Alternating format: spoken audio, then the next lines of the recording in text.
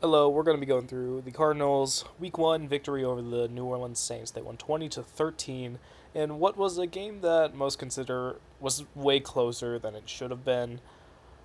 I'm going to be here as a diehard Cardinals fan going over what went right, what went wrong, and what we need to do in order to, well, first of all, beat the Panthers this week, and second of all, be a contending playoff team, which is the ultimate goal this season.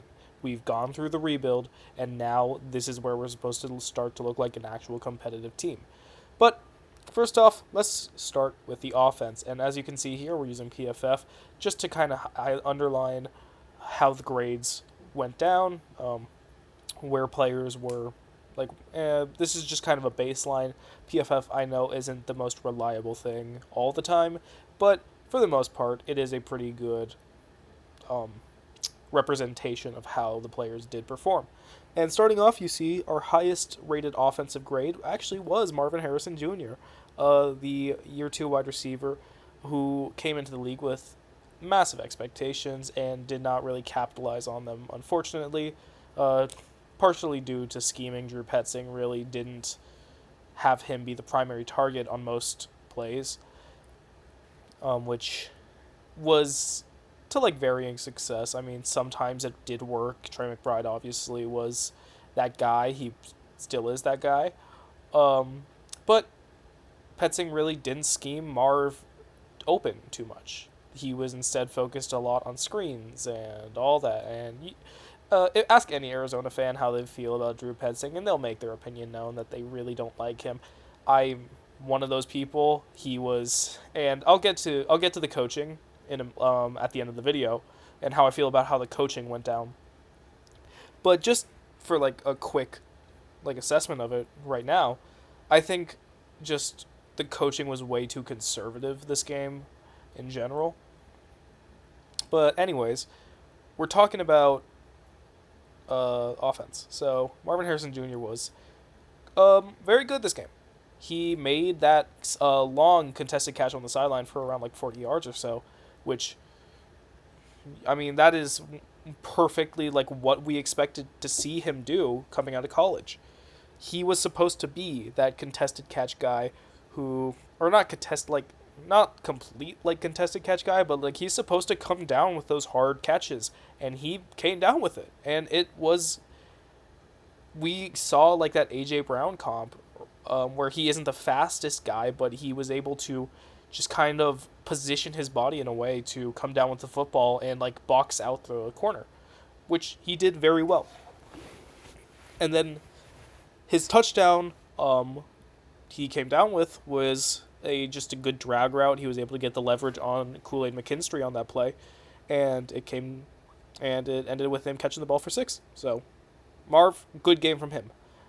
Paris Johnson Jr., as you can see, that high 88.4 pass blocking grade, and you could tell he was very good. Um, let's just go over to the blocking, which was mixed this game, but you can see here Paris didn't allow a single pressure on 38 pass blocking snaps, and he was not the issue with the offensive line this game whatsoever. He looked very good. He did not lose too he only lost a few reps, and whenever pressure came from his side, it was mostly because the tight ends who were supposed to chip block didn't do their job, and just kind of let an edge rusher run free, and that's how like the first Cam Jordan sack happened. Is we were in 12 personnel, and Tip Ryman and Trey McBride kind of like got like bumped into each other, and then neither of them were able to pick up the Cam Jordan block, because so he just ran in while Paris was helping the guard in that spot.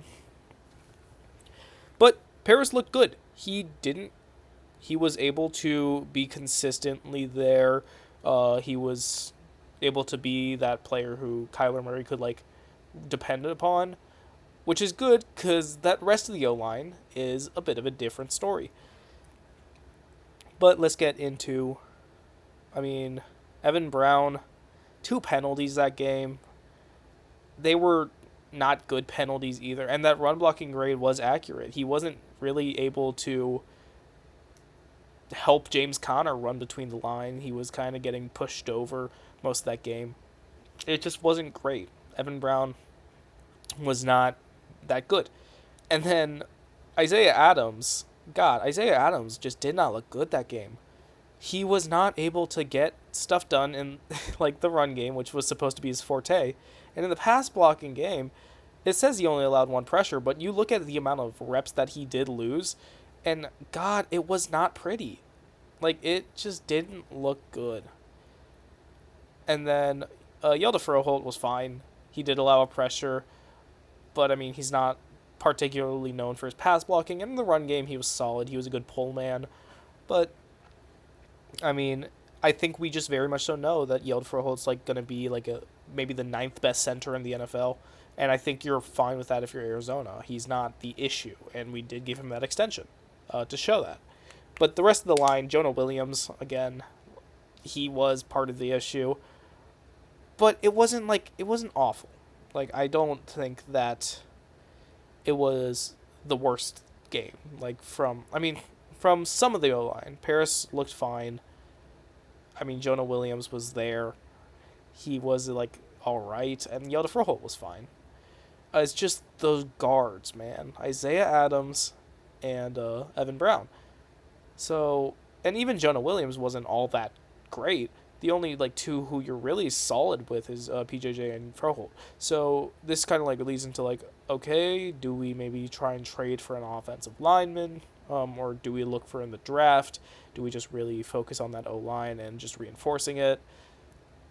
You know, maybe try and get a guy like a Caleb Lomu from Utah, for example, or like just someone who we know can be a reliable, high floor raising O lineman that can actually give this O line not just a better floor, but also give it a ceiling, because that's the biggest issue with this O line is that outside of Paris, this O line is not. This is like. It's not a high upside O-line whatsoever. Like, Isaiah Adams was supposed to be that high upside guy, and he has not shown it whatsoever. And then we know what Evan Brown and Jonah Williams are, and they're just replacement caliber linemen. So it's not like, I don't think that the O-line was the only issue in this game, but it was certainly an issue. But funnily enough, you can see here 0 sacks allowed. But how can that be? Kyler took 5 sacks this game. Well, Kyler Murray is the next player we'll get to. Why not? And Kyler was fine this game. He was, the thing was he was sick that game is the thing. The report came out that he was like having intestinal issues and blah, blah, blah. And he played fine. He played a very like game manager style football. He made a big play when he needed to. He just ran the offense. And there were some play. The biggest issue was that he was... The biggest issue was that Petzing would scheme up plays where no receiver would be open. And Kyler would just be like, okay, I have to run now because that's what I do. So he would run. He would try and like reach... go to the outside and would, instead of throwing the ball away in a spot where like it was clear, it was like, okay, the D lineman is going to catch up to me, he would just run out of bounds behind the line of scrimmage. And I mean, it's very easy for when you're sitting like on your couch watching the game with the big line of scrimmage like highlighted for you, you're like, oh my god, I can't believe he didn't see it. But like you do understand that it's like, okay, maybe he was just not fully aware, oh, I'm at the line of scrimmage right now. But you have to understand that that's a spot where you got to throw the ball away. Like, is if you see, okay, Cam Jordan's coming in, Isaiah Foskey's coming in, and they're not giving any leeway, and I'm not going to be able to run away from them. You got to make that smart football decision of being like, okay, I just throw the ball away. Simple as that.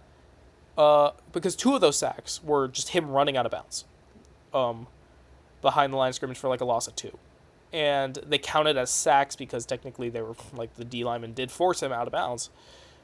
But it wasn't like a real sack, you know? But then the other plays were just a botched blocking scheme from the tight ends who were like in the middle of running a route. I don't know. It was a bad sack. It was a bad sack. But Kyler just wasn't able to sense the pressure. He didn't sense the pressure that well this game. And then one came from an Alante Taylor blitz. Again, he just didn't pick up the blitz. And that's that's a part of being an NFL quarterback. You have to understand, okay, I gotta I gotta understand, okay, this DB is rotating over. Or look at the front. Okay, this is where the pressure's coming from. You have to be able to do that as an NFL quarterback, and I'm hoping that because Kyler, we all know this, we all have had this conversation that Kyler Murray is physically a talented quarterback. He has the scramble ability, he has the running ability, he has the big arm. He's a good quarterback. He has the good quarterback tools. It is simply a matter of, can you put it all together? And this game, we saw some good, and I don't want to make it seem like, okay, this was an awful game from Kyler, because it really wasn't. You see that stat line: 163 yards, 2 touchdowns, 72% completion percentage, no picks. He was an effective game manager. He did what the offense needed him to do, but and there were times where it was like, okay, he was kind of elevating the offense, but for the most part, it was like, okay, he's just doing what he does, okay? When he was in scramble drill, though, and he actually got past the line of scrimmage, though, I will say what we saw from him, I did like a lot. He looked like just what Kyler Murray does when he scrambles, But my biggest... I guess I'll just keep talking about the coaching as I keep going through this. But my biggest issue was that, just... Drew Petzing is such a conservative play caller on third downs. It drives me crazy. It is 3rd and 12, and I get situational football. It is 3rd and 12, or 3rd and 11, and we're on our own 20, and he calls a run play, or he calls a screen. And I'm like, what are you doing? Genuinely, what are you doing? He's calling, there was one play. He called a fucking screen to Greg Dortch on 3rd down, and I was losing my mind, because I'm like, what are we talking about right now? Greg Dortch is not a 3rd down, a screenplay to Greg Dortch of all players, maybe to he did do screens to McBride too on 3rd down too, and it's runs up the middle with Trey Benson, and I'm like, you have to understand that at a certain point, it's there's such a thing as being too conservative, and we saw it this game because it almost lost us the game. He was conservative, and Rallis was also conservative, which we'll get to when we talk about the defense. But he was so conservative that he just refused to let us score points, basically. He was like, okay, we'll take field goals when we can. It led to a blocked field goal. It led to just drives not being finished. It was not good. Because the plays where he did take... Because the drive was like, okay, we'll take shots down the field. Guess what? We scored a touchdown, and Marv looked great. Petzing just needs to understand, you can be conservative when you're up by 14 on the, you can be more conservative if you're up by 14 with 4 minutes left to go. Shout out the Ravens, who did that, but you can't be so conservative when you're only up by 7. It drove me insane. So Petzing, yeah, I my God.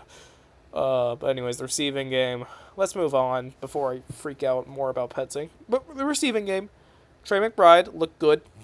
I mean, he had 6 catches, 61 yards. He was fine. He wasn't great.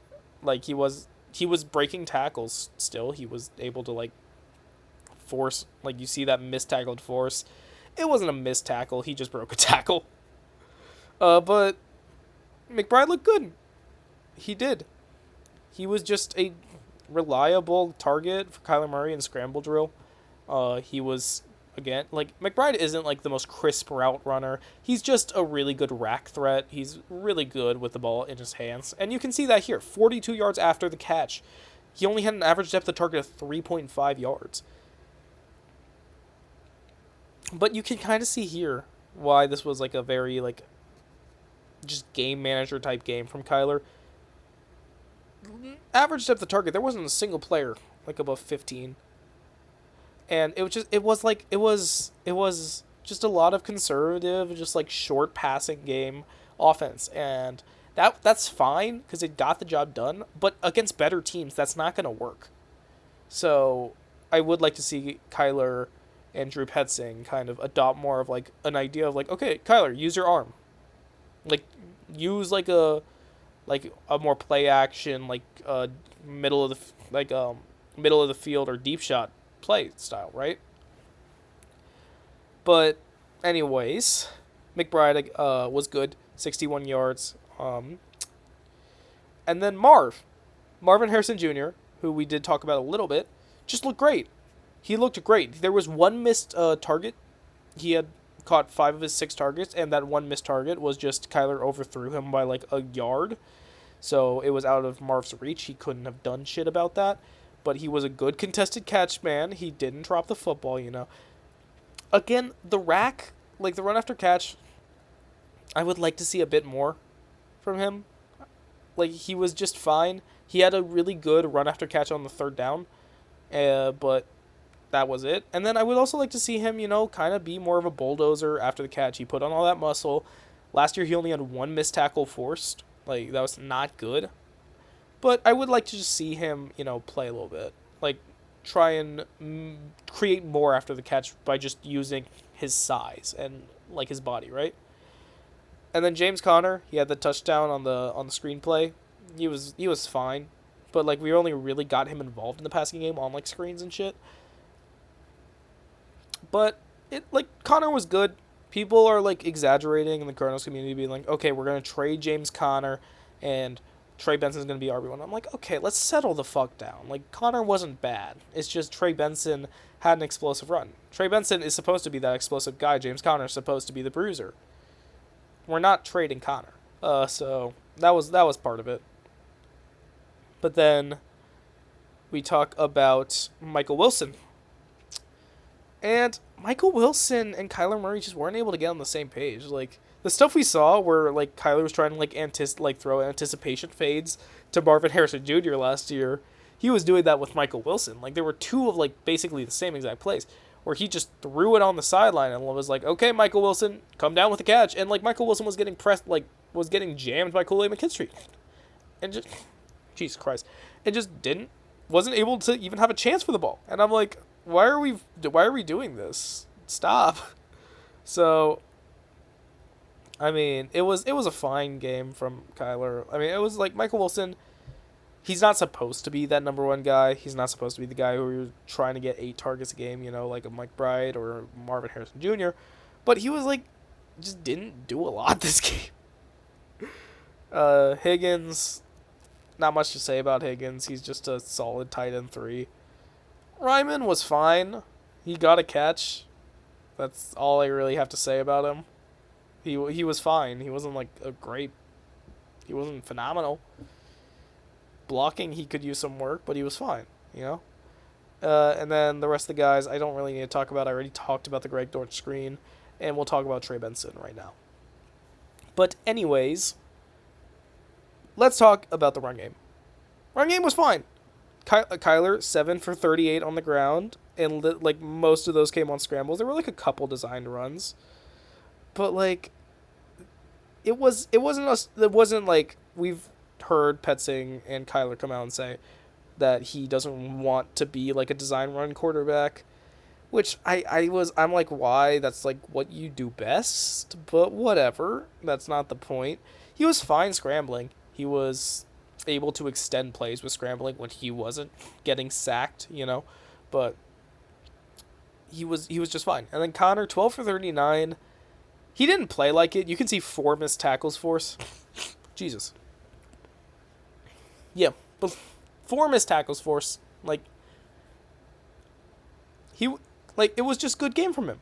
It really was. And he had the receiving touchdown, and people are like talking about, oh, well, Connor's not it anymore, you know? We're getting rid of him. And it's like, no, James Conner was fine. It's just we were using him as like an early down short yardage back, you know? And I think as that player, you know, you see 30 out of 39 of his yards came after contact. It was just a good game from him. And then Trey Benson really, he just had that explosive run, and then that was kind of it. But I mean, that explosive run was really promising. He was making guys miss. He was fucking just darting down the field. He was able to like understand the blocking there, and I'm like, and it's showing me a lot of like potential. And him getting, 8 carries out of the 27 total, like that's a little bit under a third of the carries of the game. And then him getting like what fucking I'm doing mental math, like 40% of the running back carries. It's showing that okay, we're gonna have a rotation, and even the receiving game is showing okay, we're gonna have like these two main guys, and then everyone else is just gonna kind of get it when they can, And I as critical as I am of Petzing, I'm glad that he's understanding who his who his X factor pieces should be. So that's good. But overall, the offense, it just wasn't. It was first half. I really liked the offense. It looked good. Second half, I'm like, we got way too conservative. If we kept up what we did in that first half with the offense, I'd be like, okay, yeah, I like this. But it's just we have to be able to not get so conservative to the point where it's like intruding on our ability to win. And then on defense. Defense was the standout. And I have to start off with Will Johnson. Holy shit. Let's just start with a secondary. Because this secondary, man, I'm so excited for it. Like, I don't think you understand how excited I am for it. Will Johnson was shut down this game. Frankly, shut down. It says 7 for 4. Like, it said they all 4 catches, 32 yards. Kind of, but it was, like, in, like, zone coverage where, like, they found, like, the right pocket in the zone. Where Rattler found the right pocket in the zone. And it was, like, kind of, like, between them. Yeah, he was, like, maybe should have been a little bit shaded over. But whatever. He was fucking in lockdown this game.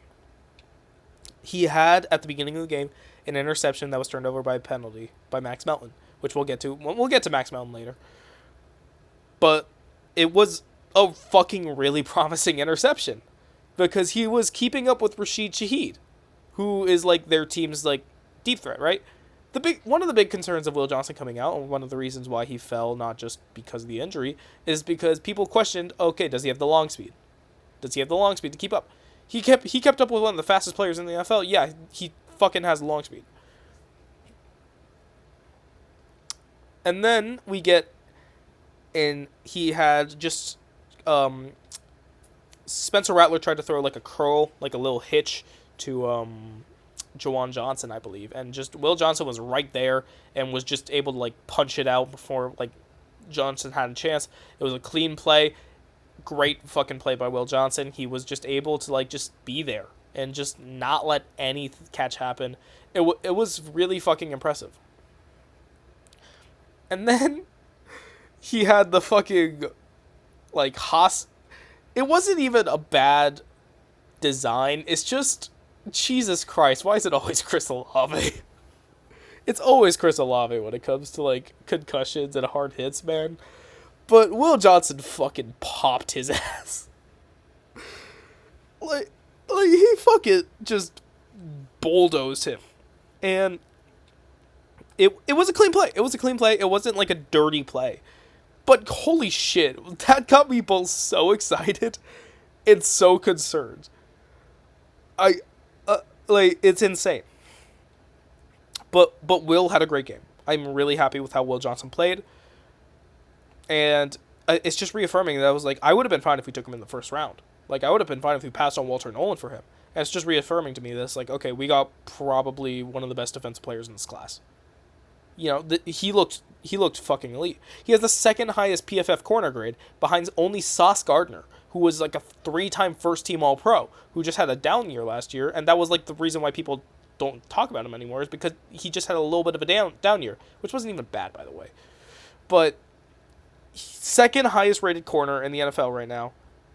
Now, is this going to come down to earth a little bit? Probably. He's probably not going to be like this year's... I doubt he's going to be somebody like fucking PS2 in his rookie year. But can he be like on the level like a Quinyon Mitchell was last year? Yeah. Like he looked the part. He is in such a fucking... I raved about this pick with a bunch of people I know. like when the draft happened. I raved about how fucking good of a fit Will Johnson would be with the Cardinals. And I was so sad when we passed him in the first round, and then as they kept going, I was like, oh, wait, do we have a chance to maybe trade up again? And I was like, anyways, but I raved about how good of a fit he is in the system, because he is a zone man corner. That like he's a zone corner. He's not great in man. That was the biggest issue coming out. He wasn't great in man. We run like the most zone coverage of any team in the NFL, and he's able to be in this very creative zone system that just perfectly plays to his strengths. And holy shit, I think Will Johnson is going to be a stud. I think that we have our next like Patrick Peterson, right? We have that guy. Will Johnson, fucking Sub-Zero, man, goated. Sub-Zero is such a hard nickname, man. But anyways, let's talk about Budda Baker. Budda Baker, 10 tackles on the game. It says 0 pass deflections. He had one, and it was at the very end of the game that sealed it, basically. PFF just doesn't fucking count shit for some reason. I don't know why. I really don't.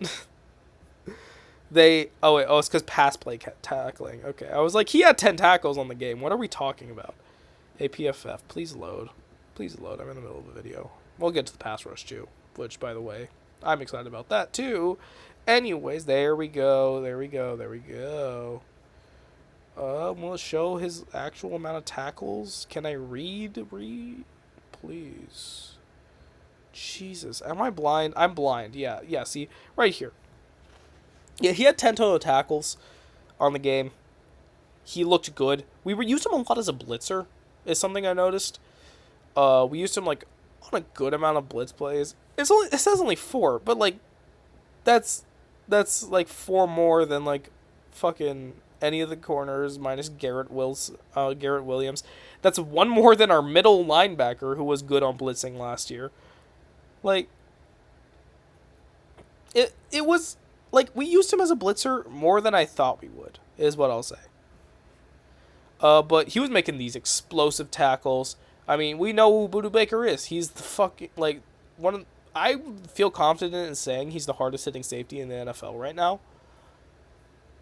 He just loves to tackle. He is a heat-seeking missile is the word everyone uses, and they're right. 4 stops, which are, like, for PFF. If you don't know, they're, like, plays that resulted in no gain or a loss, basically. A loss for the offense. But he had 4 of those. He was just absolutely he was just like on one side of the field and would be darting over to the other.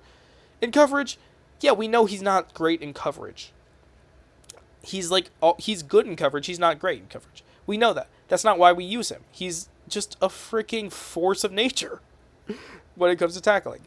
But it says no pass breakup. I don't know why. He did have that very clutch pass breakup at the end of the game on Juwan Johnson, where literally he is on the opposite side of the field, and Juwan Johnson catches it between Jalen Thompson and Dadrian Taylor-Demerson, I believe. And Budda just fucking darts over, is able to, like, just cut Juwan Johnson's feet before he's able to get them down, and Juwan Johnson drops the ball as a result. So it was just a really, really good play. And, I mean, this guy, Budda's going to get his number retired when it's all said and done. Like, he's probably going to get into the Pro Bowl this year unless he gets hurt. Like, he's just such a leader on this team, and it's such a perfect player for what the Cardinals need him to do. Budda Baker's a fucking stud. I don't think you guys need me to tell you Budda Baker's a stud, but Budda Baker's a fucking stud. Also, he didn't leave the field. 75 total snaps. Which, by the way, barely any of our secondary left the field, which is insane. That's ridiculous. Like, of our 5 main starting players on the secondary, 4 of them played all 75 snaps. That's nuts. That's insane. Anyways, let's move on to Rabbit, Dadrian Taylor-Demerson. He played 50 snaps. He played more snaps than Josh Sweat did, and more snaps than Will Johnson did. He was on the field a lot that game. And I feel like we expect that. I mean, it's like, we don't expect it, But like, I just kept noticing as the game kept going. When we were on defense, I would be like, "Is that Rabbit?" And I would just keep like every now and then I'd be like, "Oh, it's cool, Rabbit's on the field. Oh, Rabbit's on the field again. What? Wait, what?" And it's like, and the funny thing is, it did take away snaps from our starting safeties. We just play 3 safety personnel a lot, where we like rotate Buddha into the box, and then we just have JT and Rabbit as our 2 like free safeties. So you look at how we used him, 50 snaps. He got the literally if second most snaps relatively to like the others on the team, and he was good. He was good. I don't know if we're going to maybe look for like not re-sign Jalen Thompson, because Jalen Thompson is getting up there in age, but he's still a good player who we'll get to in a minute. But Rabbit looked good. He was able to like be flying around in coverage. He was hitting hard. You can tell that Buda Baker mentored him. He was just a very effective safety. And I think he is on the up and rising. You can see in coverage, he had a 78.4 PFF grade, which was actually the second highest on the team, which is exciting. But he had a good pass breakup too. He just looked good. I don't think he would he wasn't a liability. He was making plays. I'm happy with how it went. JT looked fine. He wasn't great. You can see 3 catches on 5 targets, 34 yards. I mean, it happens. He was fine. He didn't really like when I was like about to say Rabbit didn't move the needle one way or another. Jalen Thompson really didn't move the needle one way or another for me. He had 7 total tackles on the game, but like, you know, that's the style of team we are. We are a tackling defense, especially in the secondary. But he was fine. My biggest surprise was Garrett Williams. I'm not just saying this because I'm looking at these PFF grades, right? I was watching the game, and I was watching Buda Baker make these plays. I was watching Rabbit make these plays. I was watching Max Melton make these plays. I was watching Will Johnson make plays. And as the game kept going, I just started thinking to myself, I was like, I'm not hearing Garrett Williams' name a lot. And that's kind of how the game went for him. He wasn't great. I did notice when he missed tackles, because he did, and it was a problem.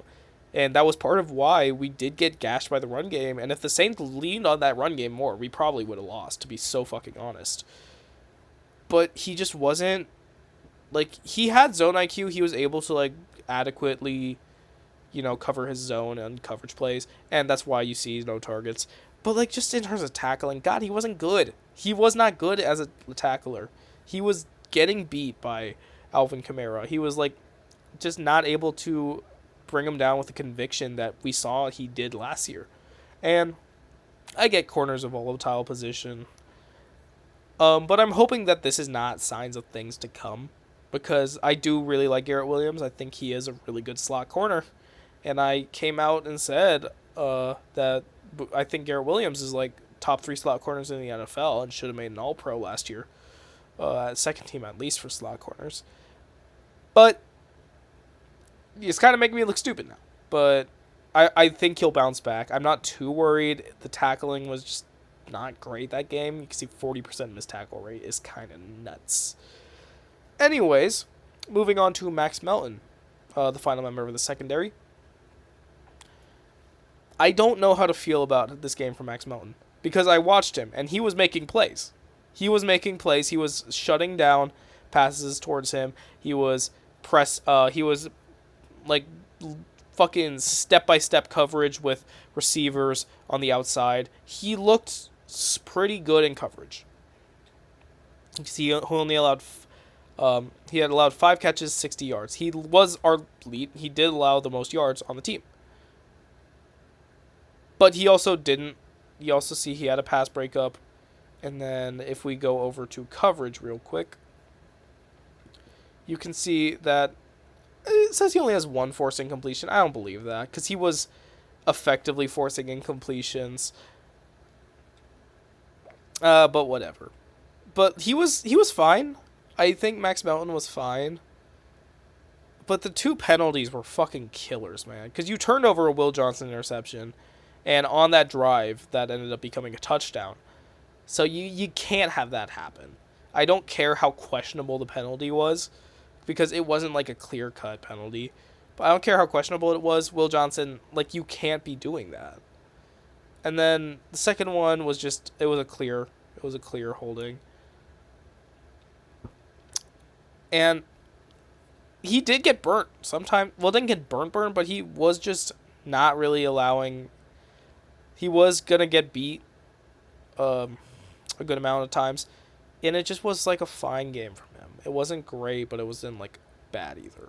And then you also have to consider that, okay, it says 5 catches, 60 yards. You also have to consider that it is more a busted coverage in the zone as a whole. Like, there's, like, gaps in the zone rather than, oh, this is the individual player's fault, because we rarely ever run man coverage. I have to always reiterate that. But the linebackers, I'm going to just breeze through real quick. They were fine. Maxwell, like, I don't think either of them moved the needle.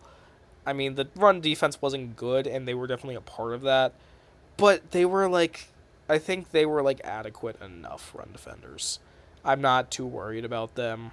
I'm not too worried about Mac Wilson. You see 35.9 run defense grade. But he was fine. He was, like, a fine run defender. He was, like, I don't know why it says that. And then Akeem Davis-Gaither was also just fine. Wasn't elite. I still think linebacker is a need, and I would like us to see one get one in next year's draft alongside an offensive lineman. My favorite linebacker in the class right now is Austin Romaine, because he is perfect for this team, because he just loves to fucking tackle. But, I mean, there's, like, Anthony Hill, there's Torian York, there's Kyle Lewis from Pitt, there's a good amount of linebackers available. Sonny Styles from OSU. There's a good amount. So I am excited to see what we kind of do in this draft. I'm just hoping O-line and linebacker are my two biggest concerns, and then receiver too. But let's get to this offensive line. I mean, this defensive line. Sorry, I can't fucking talk. It was a fine game from them. We weren't able to convert a lot of pressures to sacks. So let's start out with I think the biggest standout from this game, and that is Jordan Burch. I'm just saying, man, 3 total pressures on the game, and you could tell they were like real legitimate pressures. 3 pressures on the game, 40% pass rush win rate. He looked good. He looked good. He was, I don't know, true pass sets, 50% win rate. I am very excited for Jordan Burch, because he is one of those players where it's like, okay, you have all the tools, but can you put them all together? From what we just saw this game, it looks like he's starting to put them together. It looked good. I am very excited for what Jordan Burch could be as that, like, because you look at Jordan Burch, 6'6", 295. He's a little bit less lighter than 295, let's be real. But he is still a big body edge rusher, and I think we can be really creative with how we use him on that defensive line. And for him to already show this much promise, and he still has ways to go for development, I could not be higher on Jordan Burch right now. And I'm really starting to think that if Walter Nolan comes back and looks good, we might have the best draft in the NFL, period. But then we move on to Josh Sweat. 4 pressures and a QB hit. Inside of those, he looked fine. I wasn't too concerned about him. This has 21.6 pass rush win rate, but like they weren't like dominant wins. They were just fine wins. I don't think he was all too bad. I'm just not super astounded by how well he did. He played like how we paid him, which is like, we paid him a lot, don't get it wrong. But like that kind of money relative to the edge rusher position, that's like for like a low end edge 1, high end edge 2. That's like that kind of money. And he played like it. He played like a low end edge 1, high end edge 2. Baron Browning, he did have the sack. He did have some pressures, and they were some like clutch pressures. But it's a very similar story, but like it's not a similar story, but it's like he was just kind of there for a lot of the get downs. And he was in a rotation with Zaven Collins. Zaven Collins didn't look good as a pass rusher at all, but that's because we don't use him as a pass rusher. We use him as a run defending edge rusher on early downs. But Baron Browning is supposed to be the guy we bring in and just have like juice, and he's supposed to like get these pressures on third downs, and he just didn't really do it all too much. I think we did extend him after we traded for him midseason last year. I just think I'm hoping for a bounce back game against the Panthers, and against that Panthers O-line, he should have a bounce back game. But like, I'm hoping that we're not gonna have to start Jordan Birch over him. Is my hope right now, because as much as Jordan Birch looked good in this game, I don't think he's ready to be a full-time starter. And I sure as hell don't want to see more Zaven Collins out there. So I'm hoping that he kind of picks shit back up, you know. But then we get to the interior. And holy shit, with how much we have spent on the interior defensive line in the past 2 years, how is it not any better? Darius Robinson didn't look good. I'm gonna be so real with you. And you'd be like, oh, but in the run defense, what about in the run defense, guys? In the run defense, he wasn't good either. 0 run stops. And a penalty. Like, he was just kind of there on most downs. Like, it's like, oh my god, I'm tweaking right now. He was the most played interior defensive lineman this game. You can see right here. He was playing more than Calais Campbell, Dante Stills, LJ Collier, Dalvin Thomas. He was playing more than all those guys. And he didn't do shit with it. Like, I'm hoping he's not a bust. And I'm really hoping Calais Campbell can step in and just kind of like set him on track and mentor him. But it's not looking promising because he came back last year from the injury and just didn't look good. And he's starting this year and just didn't look great.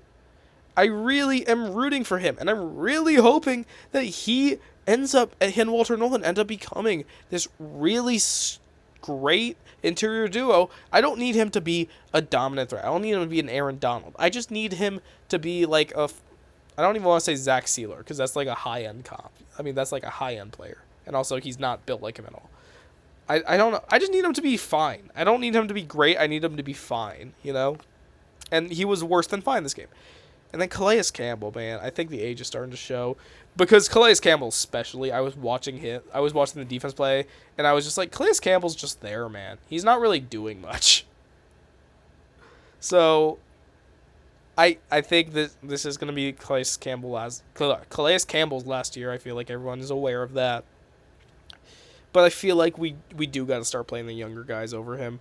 And we did. We kind of rotated him and Dante Stills, who Stills looked fine this game. Stills was actually a more impactful player than both of them, in my opinion. Like, Calais Campbell in the run defense was like, He was just kind of there and was, like, hoping that someone would run into him. Jesus, PFF, why are you loading so long? There we go. Whereas, like, I was, like, watching Dante Stills, and I was like, oh, yeah, I was watching Dante Stills, who was making plays, and I'm like, oh, I forgot we have Dante Stills. You see 3 fucking run stops. Like, yeah. And then Dalvin Tomlinson, who we paid a good amount to, just didn't do much. Like, he was just, again, and I know nose tackles are kind of supposed to do this, but he was just kind of there, and I didn't notice when he was on the field. Like, when he was on the field, I was just like, I would be like, oh, he was on this play? Oh. Because he wasn't making an impact, like, at all. And then it got so bad to where we started playing PJ fucking Mustipher. And when I noticed that PJ fucking Mustipher was on my screen, I almost lost it. Because I'm like, we are paying all these interior defensive linemen. Why the fuck is PJ Mustipher on my fucking screen? PJ Mustipher is not a bad player. But why the fuck is PJ Mustipher playing over anyone else? Oh my god. It was driving me crazy. But let's conclude this talk with the defensive coaching. Defensive coaching was not great this game. And you may be like, what do you mean? They only give up 13 points. Defensive coaching, it wasn't great. Because it became very conservative, and if guys wanted to make plays, they had to go out of what was schemed to make those plays. And I think it was the individual players that were making plays. There were some plays, too, where it was like, I'm not saying Rallis and Gannon were bad play callers this game. But, like, there were definitely towards, like, the third and fourth quarter, I was like, we are playing so... Like, I know we're an off-zone defense, but we are playing so far off the ball and playing so passively and, like, letting them catch it and then just tackling them 6 yards after they catch it. Like, 6 yards for, like, 6-yard gains consistently. And I'm like... At the end of the day, if they keep completing 6-yard passes, they're going to score. Like, it was just a very... We weren't blitzing too much, and when we did, the blitzes were, like, fine. But I feel like we were just trying to see as, like, okay, we paid all these guys. We shouldn't have to blitz to generate pressure. And for the most part, it was fine. I just think it was, like, a fine game. It wasn't a great game on the defense, and towards the end, I just think it got more conservative, and I think as a whole, our team just became way too conservative towards the end of the game. So that's my like assessment of this game. Now, what do we have to do for next week against the Panthers? If we just go over here and we go to the Carolina Panthers, they had a bad game last week. They lost to Jacksonville, and it's like I get that, like, okay, maybe that Jacksonville's on the up and up. No, but they're fucking Jacksonville. Get the fuck out. Bryce Young just looked uncomfortable. And towards the second quarter, he was getting better. But, like, it just wasn't it wasn't a great game. Like, it really wasn't. And I just think that, like, just generating pressure, especially with fucking, where is he? Where's my dude? Where's my dude? Fucking where Josh Nyman. Josh Nyman is their starting left tackle right now because Akeem Ekwonu is hurt right now. If we cannot generate fucking pressure against Josh Nyman, who allowed 6 pressures this game, what the hell are we doing? Genuinely. Austin Corbett apparently was just dog shit as a pass blocker. I didn't watch this game all the way, but it looks like Austin Corbett wasn't great either. But Josh fucking Nyman. If we do not generate pressure against this O-line, I'm going to freak out. I don't care that the rest of the O-line is good. It's Josh Nyman. Jesus. Anyways, but the biggest thing that we got to think about is this damn run game. This is what beat us last year. Chuba Hubbard was what beat us last year. We cannot let this happen again. These interior guys who we just spent some time critiquing right now, they got to step up. They got to step up and show, okay, this is why we paid you the big bucks. This is why we picked you in the first round. This is why you're on the team. Like, I need to see this interior line show something. Otherwise, I'm just going to feel like, okay, we're the same team. Like, we're not going to be a serious team. Because you know damn well that this is going to be what this team does. They're going to run the football. Because Bryce Young didn't look good. So what do you do to take pressure off him? You run the football. Outside of that, I think Will Johnson against Tetero McMillan is going to be a very fun matchup. I think Hunter Renfrow against Garrett Williams is going to be a fun matchup. Xavier Legette just was bad this game. No other way around it. He was just bad. And he's been looking bad. I'm not too worried about him. I'm fine with Max Melton going against him, and I'm saying this fully knowing that I'm going to eat my words when fucking Sunday comes, and he's going to have like a 200-yard game or some bullshit. But yeah. And then this pass rush is not good. You can see 5 fucking pressures on the game. It's not a good pass rush. We should not be struggling against this pass rush. So this is, to me, the test of seeing, okay, like, week 1, you're always like, okay, like, it's kind of just setting up, okay, maybe this is good, maybe this isn't. Week 2 is where you're really like, okay, this is a problem on this team. Or, okay, this wasn't a problem on this team, we're fine. Or, like, oh, we're good at this, you know? Like, this is where we find out. This is where we find out, okay, was the O-line the problem? Or was the Saints D-line just good? Or, like, was Spencer Rattler developing? Or, like, blah, blah, blah. This is where we find it all out. And against this Panthers team, which we watched and were like, oh, they did not look good. And specifically, their biggest strengths and weaknesses are meant to attack what are potential problems on this team. Like, the weakness is the pass rush. We should be able to, our O-line should be really good this game. And if it's not, then we're like, okay, the O-line's the problem. They struggled a lot with passing. So it's like, okay, these corners who had a really good game and these safeties who had a good game, can they do it again? And then can this pass rush, who against Josh Nijman, can they generate pressure still? Are they going to be able to generate pressure against Josh Nijman and the fucking Brady Bunch or whatever the fuck they're called? And then we talk about how they're going to be a run-heavy game. And it's like, okay, are these interior D linemen who didn't look great this game, are they going to step it up? Like, this is where we find it all out. So, overall, the keys to victory are just the interior D-line needs to play better. Like, flat out. If I'm fully believing that if the Saints ran the ball most of the game, they would have won. They decided to throw a Spencer Rattler like 50 times, and they lost. But if Alvin Kamara was averaging over 4 yards a carry, and he was breaking tackles, and he was, like, getting more yards than after where initial contact was made. And, like, it was, like, it just didn't look great. So, can they stop the run is my first thing. Second thing, can we actually have a fun offense? That it sounds childish, but like against this team, I get J.C. Horn actually had a good game for the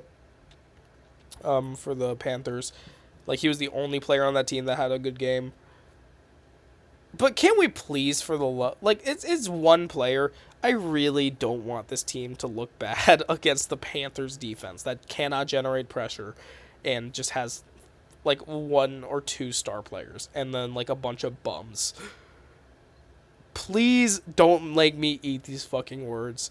I'm really hoping for a good win over this team, but they're the Panthers and we're the Cardinals. So you never fucking know, because it feels like any time I get my hopes up, the Panthers-Cardinals game always comes around and fucking knocks them down. So we'll see if that happens this game. I'm fully expecting it to. I'm going to this game on Sunday. This is the first game I've gone to since pre-COVID. And I'm just fully expecting it to be so disappointed. Like, this is what this team has done to me. They've made me expect disappointment at every fucking turn, because just when I think, oh, things are getting better, boom, everything goes to shit. Boom, AJ Green drops the foot, doesn't turn around. Boom, we throw a pick in the red zone to the Packers. Boom, fucking Kyler Murray gets hurt. Buda Baker gets hurt. Everyone gets hurt. Oh my god. So yeah, that's what I've been going through as a Cardinals fan. Yeah, send me donations so I can pay for my therapy that this team has put me through. No, but I do think that the biggest issues with this team from week 1 were, like, just the play calling and the O-line. The interior D-line was also something of an issue, but I think there's reason to believe that it's not going to be that bad all the time. But the O-line and the play calling are just the 2 main things I noticed this game. Shout out Will Johnson. He's going to be the fucking greatest player of all time. First team All-Pro Defensive Player of the Year as a rookie. Trust. Yeah, that's it. Bye.